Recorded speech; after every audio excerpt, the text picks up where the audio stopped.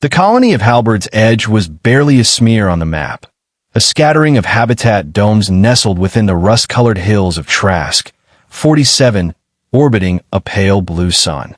It had no strategic resources, no unique biology, no cultural legacy. It was by every metric the weakest human settlement in the known systems. Even its name came from an old surveyor's joke, noting that the cliffs looked like a broken axe blade. No one remembered who made the joke or why it stuck. Rourke had stopped wondering why he stayed years ago. The world had nothing left to offer him but silence. And after 2 deployments and 1 collapse command, silence was as close to peace as he was likely to get. He kept the perimeter drones in check, taught basic survival to new arrivals, and fixed the ancient weather regulators when they sputtered, which was often. At night, he would sit on the old launch pad, now covered in fine dust, and watch the stars slowly drift behind Trask's largest moon. He hadn't seen a warship in 4 years. That was the point. Sela Veridin arrived on the last cargo freighter, tucked between atmospheric recyclers and pallets of nutrient paste. She stepped off the ramp with a scanner in one hand and a defiant glare in the other. She was younger than Rourke expected, mid-20s maybe, but her eyes were sharp and patient. Her first words to him weren't greetings. Your survey data is 30 years out of date. Why hasn't anyone scanned the southern ridge? Rourke studied her for a moment before answering. Because there's nothing down there but dust and disappointment. And some very territorial lizards. I don't trust dust, she muttered. She stayed anyway. Claimed she was a systems ecologist, studying planetary drift. Rourke didn't press. Everyone who came to Halberd was hiding something. Hers just hadn't caught up with her yet. There were others too, Jace Lynn, a comms tech who could slice a ship's AI with a neural fork made from scrap, and Emer Reese, a former merchant captain whose ship had been ambushed near Kestrel 5. She walked with a limp and spoke with the weariness of someone who had buried too many friends. They didn't call themselves a community, not out loud, but they looked after one another in quiet, deliberate ways. The attack came without warning. No ships in orbit. No warnings from outposts. Just a thunderclap that split the sky open as something enormous descended. It wasn't human. It wasn't anything they recognized. A shape too symmetrical, its matte black hull absorbing all light. No insignia. No sound but the rumble of the air being displaced by its impossible presence. By the time Rourke reached the comms tower, half the colony was offline. The atmospheric grid had collapsed. The drone network was fried, and a low, vibrating hum had begun to pulse through the ground like a heartbeat. Jace was already there, frantically rerouting power. Signal jammed. Long range is gone. I'm piggybacking off the old survey relay, but slow. What is it? Rourke asked. Don't know. Not pirate. Not scavenger. Nothing human. I think, Jace hesitated. I think it's Zern AK. Rourke's breath caught. That's not possible. I'd bet my liver on it. Their tech was clean, geometric. No wasted lines. This matches. But they weren't supposed to be here. Their last known vector was 3 sectors out. They came anyway.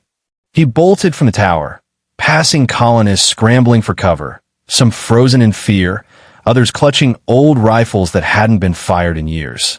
He found Sela near the power junction, a portable scanner in one hand and a makeshift signal amplifier in the other. They're scanning us, she said without looking up. Not for life. For infrastructure. Weak points. If they hit the geothermal core. This place goes dark for 100 years, Rourke finished. We need weapons. We don't have any, she snapped. What we've got are maintenance bots and a half-broken shield array. He thought for a second, then pointed toward the atmospheric vent towers on the ridge. Then we make them count. Redirect coolant lines, overcharge the intake valves. If we can rig them into pressure traps, they'll burn out. So will they. She looked at him then, a flicker of something between respect and fear crossing her face. You were military. I still am, Rourke said, if today counts. Naima joined them, rifle slung over one shoulder.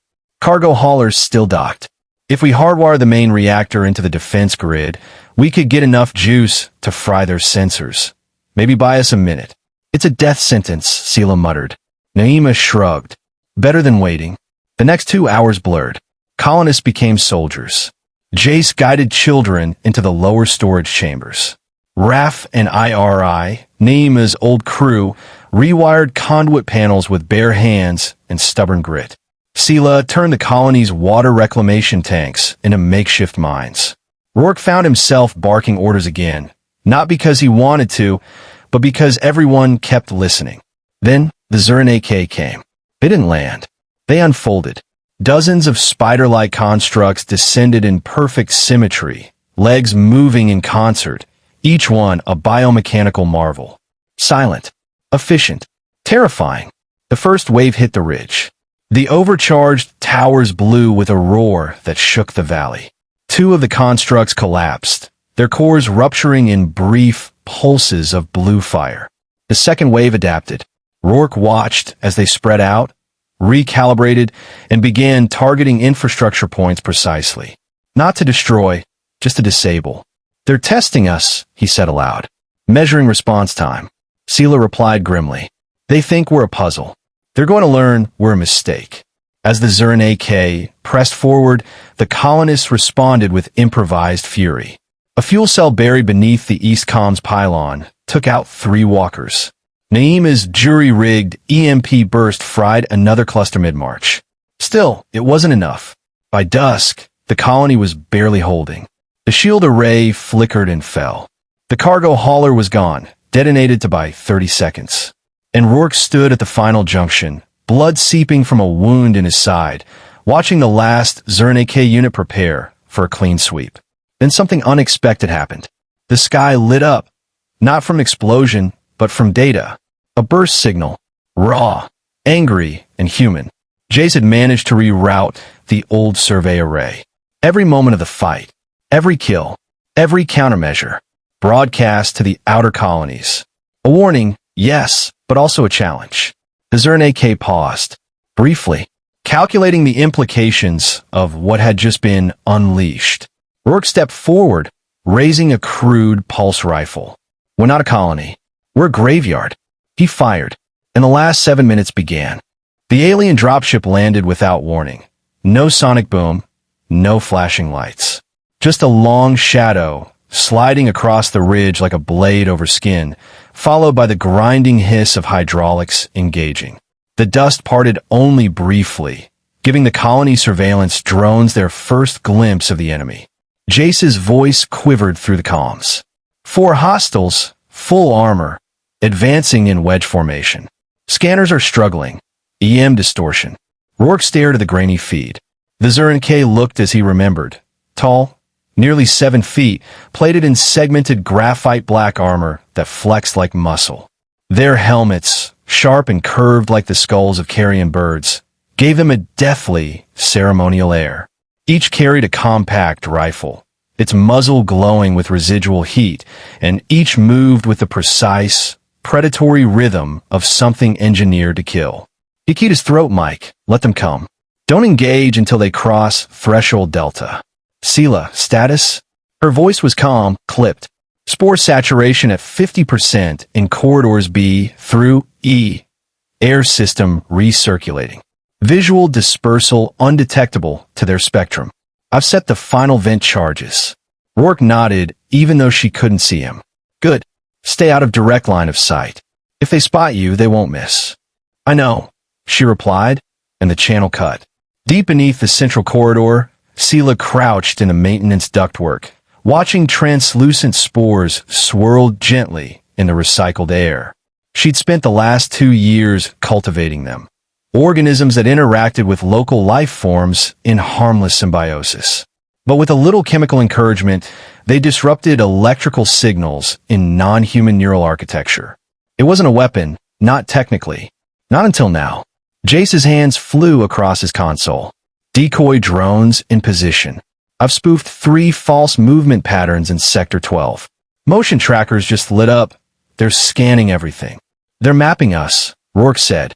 "Looking for weaknesses. Keep the real systems cold. Give them shadows." Outside, the aliens breached the first gate.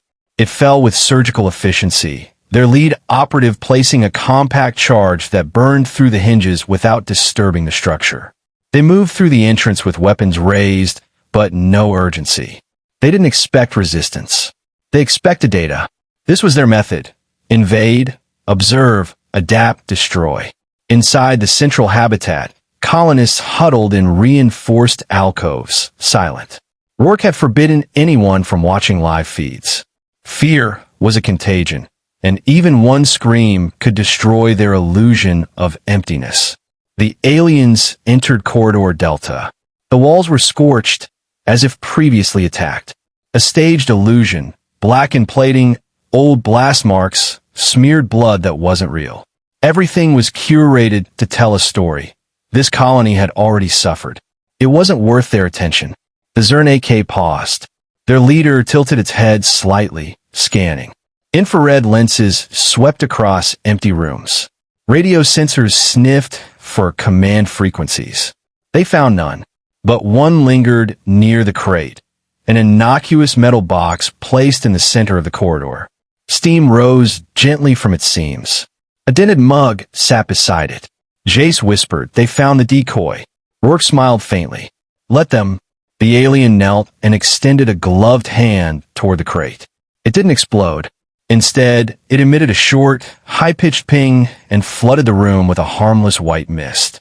The squad flinched, momentarily adjusting filters. "Masking agents," Sela confirmed over comms. "It'll jam their olfactory sensors for the next 60 seconds. That 60 seconds mattered. It was enough for the spores to fully take hold. The aliens pressed forward, unfazed. One of them turned sharply and fired a single round into a ventilation shaft. Jace winced as the screen cut to static. "They found one of my drones." "Expected loss," Rourke said. "They're still following the trail." Through the corridors, sound traps activated, gentle metallic knocks and distant echoes of footsteps. The aliens responded, splitting formation. Two moved toward the sounds. The other two pressed forward. "This is it," Rourke muttered. One of the two scouts entered corridor, a tight hallway with low ceilings and exposed pipework. The walls were lined with sealed crates, each labeled with warning signs in various languages. They weren't real hazards, but the aliens didn't know that. The scout advanced cautiously. As it passed the third crate, the floor gave slightly beneath its weight. The plate hissed, and a narrow pulse of electromagnetic force surged upward. The alien staggered. "EMP mine triggered," Jace said. "Only partial disruption, but its HUD is glitching." On screen, the alien's helmet flickered. Internal displays short-circuited. The figure shook its head, adjusted its stance, and kept moving. But its pace slowed. It was no longer perfect. "They're not invincible," Rourke said. In the control center, Jace pulled up the next feed.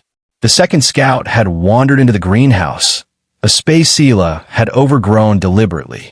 Massive fungi spires loomed over hydroponic tanks. Moisture hung thick in the air. The alien moved carefully, its posture wary. Sela waited behind the filtration unit, hand trembling slightly over a trigger. She could see the heat signature of the creature through the mist. Closer, closer. She activated the dispersal charge. A burst of concentrated spores flooded the chamber, invisible to the eye, but instantly absorbed through the alien's filters. It hesitated, then shuddered. Its limbs twitched, rifle clattered to the ground, and it collapsed, convulsing. Bioneural implants shorted.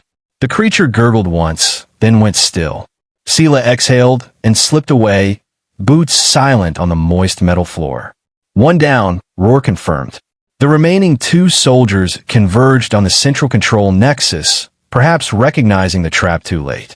They found the terminal room dark, its systems dead. Only the emergency lights pulsed, casting long shadows. The air was thick now, not with dust, but with uncertainty. Jace's voice came low. "They're hesitating. You were right. They don't like what they can't predict." "Then we make them doubt everything," Rourke said. He reached for the manual override. Throughout the colony, power surged, then died. In the sudden blackout, infrared beacons flickered to life, guiding the aliens toward a false objective, a generator marked with an ancient Earth emblem, glowing faintly through a transparent bulkhead. It was bait. As the aliens advanced, floor panels retracted. One stumbled into a trench, no wider than a ventilation duct, but enough to trap a leg. Before it could recover, the sidewall erupted with a compressed burst of shape-charged shrapnel. The second alien collapsed next to it, armor torn, trying to drag its partner free. Too late. Jace hooped. That's 2 more. That's 3 down. Not yet, Rourke said. 1 left. The last Zuran AK, the leader, stood alone now. It didn't retreat. It moved with eerie calm, stepping over its fallen comrades and approaching the final chamber, the storage bay. Rourke waited there, beside the black crate. The alien entered, rifle aimed but didn't fire. It paused, analyzing. Its HUD likely showed power anomalies, temperature shifts, all wrong. Rourke didn't speak. He wanted it to wonder. The timer ticked inside his head. Less than a minute. The alien took 1 step forward. Rourke flipped the switch. The crate opened. Light erupted, raw, directed fusion. The alien screamed, not in pain but in signal interruption, every system inside its armor crashing under the pulse. It jerked, fell to its knees, then crumpled entirely, smoke trailing from its helmet. Silence. Rourke stood over the corpse and keyed his comms. We're clear. Back in the command center, Jace slumped in his seat. That was it.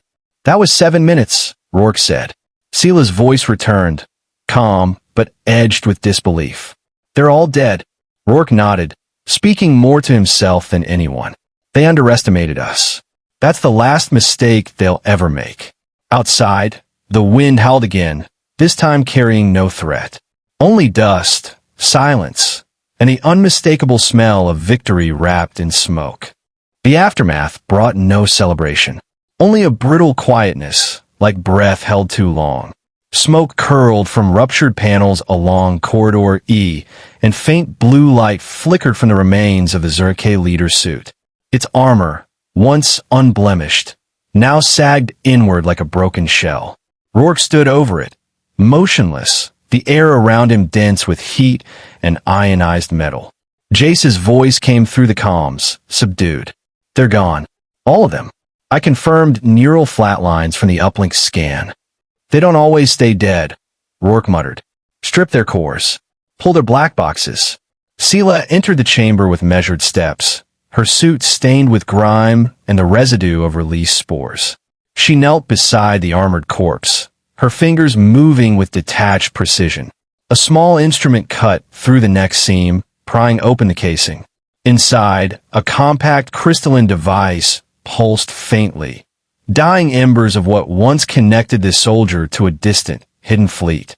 She placed it carefully into a shielded container and stood. They were running a live relay, she said. Everything they saw was transmitted back. Rourke's jaw tightened. So, the moment they stopped transmitting, they knew something went wrong, Sela finished. And they'll come. How long? Jace asked, appearing behind her, more boy than soldier now, dark rings under his eyes and a tremor in his hands. I don't know, Sela said, but not long. They won't let a squad vanish without investigation. Rourke turned away from the corpse. Then we bury the evidence and rewrite the story. Back in the command center, the air was sharp with ozone and burnt wiring. Jace dropped into his chair, scanning logs, scrubbing footage, erasing timestamps. Every visual of the alien corpses was purged. External feeds were rewritten to show a plasma leak, a sensor malfunction, false alarms.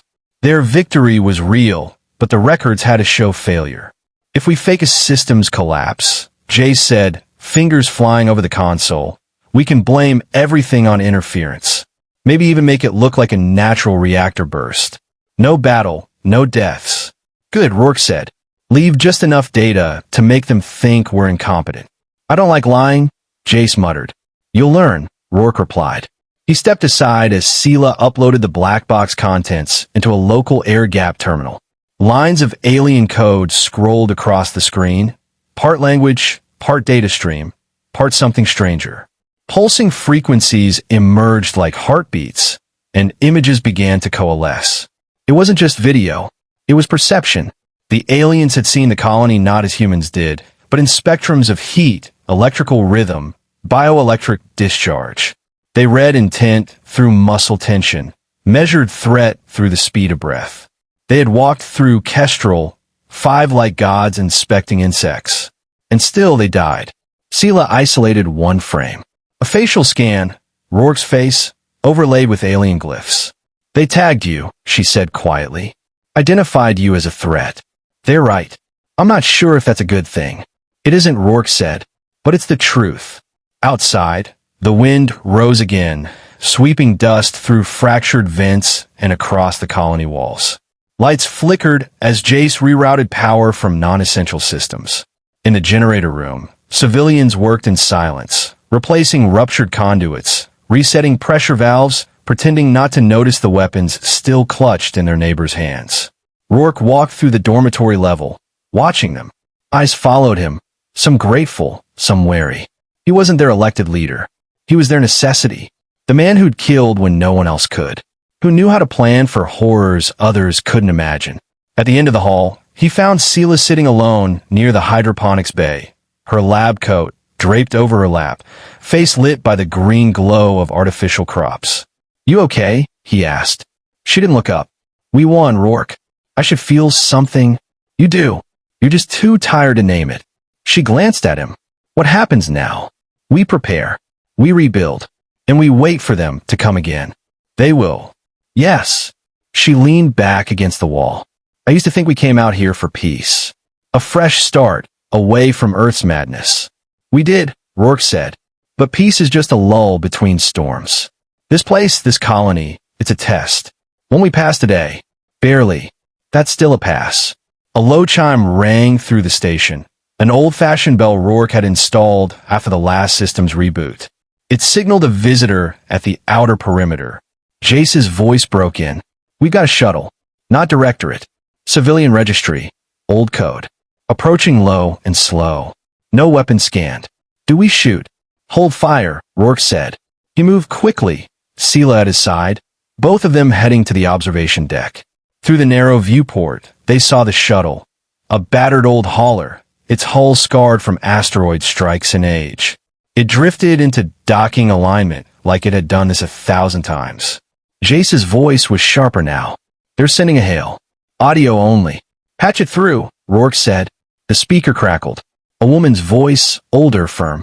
"This is Captain Naima Reese of the merchant vessel Cerberus. We received a distress ping from Kestrel 2 days ago. You people still breathing down there?" Rourke stepped forward. "This is Rourke. We're alive. Barely." A pause. Then the voice softened. "Then open the doors, Captain. We've got med supplies and 3 pallets of protein packs." "You sound like hell." Rourke looked at Sela, then toward the intercom. "Docking Bay 1 is yours." The ship aligned, magnetic clamps engaged, and the bay lit with a hiss of decompressing air. Rourke walked into the bay as the airlock cycled open. 3 figures stepped out, weathered, pragmatic, wearing patchwork armor and long-range gear. Mercenaries, probably, or traitors hardened by the long dark between colonies. Naima Reese stepped forward, gray streaking her hair, rifle slung casually over her shoulder. "You, Rourke?" He nodded. She looked him over once and grinned. "You look like you fought off an asteroid with a spoon." "Close enough," he replied. She handed him a data chip. "I've got news." From the rim. Zurin AK hit 3 colonies last month. One of them vanished completely. Another had survivors, barely. This sector's heating up. Whatever you did here, you pissed someone off. Rourke took the chip. "We'll need more than protein packs." Naima gestured to her crew. "You've got 3 days before we jump again. We can trade, resupply, maybe fix some of your junk. After that, you're on your own." "I'm used to it." Naima studied him a moment longer. "You know they'll come back stronger." "I'm counting on it." That night, the colony didn't sleep. They worked, rebuilt, fortified. The alien bodies were incinerated. No trace remained, but their presence lingered in every flickering light and wary glance. Atop the tower, Rourke stood alone beneath the stars. For the first time in weeks, the sky above was clear. The distant moons of Kestrel, 5 shimmered in stillness. He knew this wasn't the end. It was the beginning of something larger. They had survived the test. Now came the consequence. Behind him, footsteps. Jace approached, holding a worn tablet. I've been reading their code, he said quietly. That black box, it contained coordinates. More Zernak? More colonies.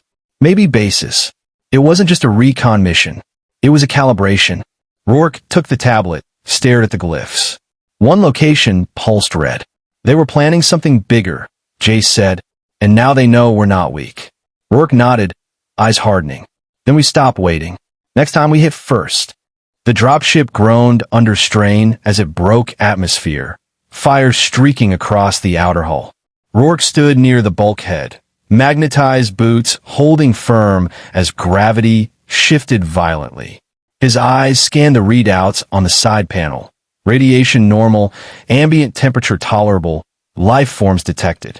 Everything about this planet, designated Echo 9 in the Zernak data cache, felt wrong. Too quiet. Too balanced. A constructed perfection. Nature didn't grow in straight lines.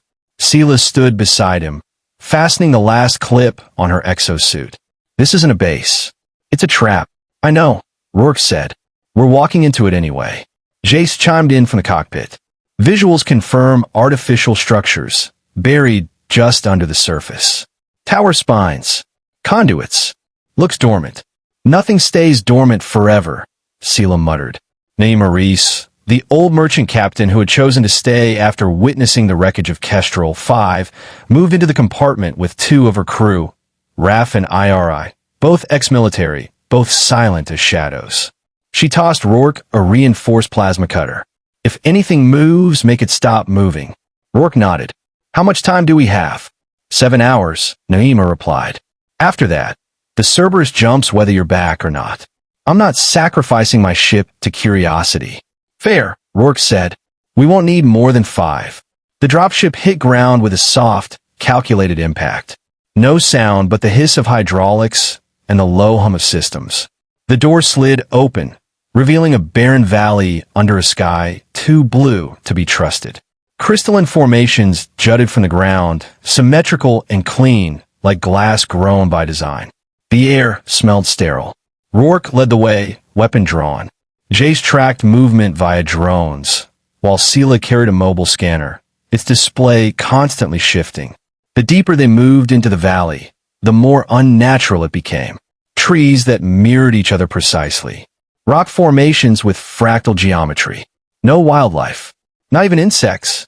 It's all synthetic, Sela confirmed, running her hand along a smooth cliff face. Built to mimic life. Perfectly. But there's no decay. No entropy. Which means someone, or something, is maintaining it, Rourke said. At the valley's center, they found it. A monolith. Towering, jet black, pulsing with faint blue light at irregular intervals. It wasn't alien in shape.